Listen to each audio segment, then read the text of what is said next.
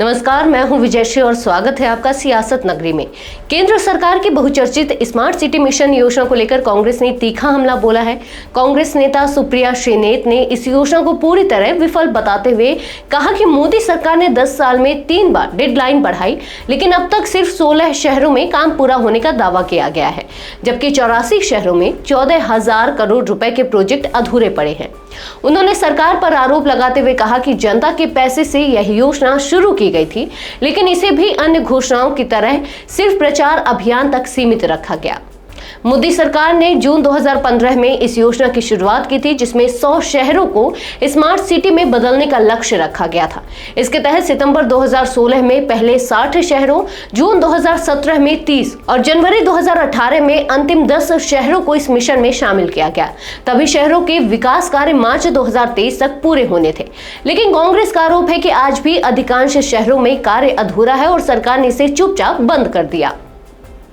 सुप्रिया श्रीनेत ने अपनी पोस्ट में स्मार्ट सिटी के मानकों का भी जिक्र किया, जिनमें पर्याप्त जल और बिजली आपूर्ति, बेहतर कूड़ा प्रबंधन, कुशल सार्वजनिक परिवहन, कम आय वर्ग के लिए आवास, आईटी कनेक्टिविटी, ई गवर्नेंस, पर्यावरण संरक्षण, नागरिक सुरक्षा और बेहतर स्वास्थ्य व शिक्षा सेवाएं शामिल थी।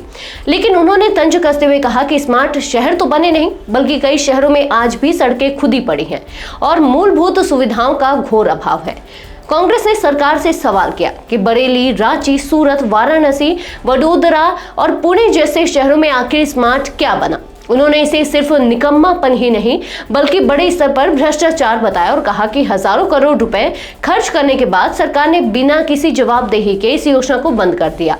कांग्रेस ने सरकार से जवाब मांगते हुए कहा कि इतने बड़े बजट की जवाबदेही कौन लेगा? जनता के हजारों करोड़ रुपए खर्च होने के बावजूद नतीजा शून्य क्यों रहा? क्या मोदी सरकार सिर्फ स्कीम बंद कर अपनी जिम्मेदारी से बच सकती है? कांग्रेस का कहना है कि सरकार को इस मिशन की असफलता को स्वीकार करते हुए इसकी असली वजह जनता के सामने रखनी चाहिए। अब देखना होगा कि सरकार इस पर क्या सफाई देती है और क्या किसी पर कोई कार्रवाई होती है या नहीं। आज के लिए बस इतना ही। ऐसी और सियासी खबरों के लिए जुड़े रहिए सियासत नगरी के साथ। धन्यवाद।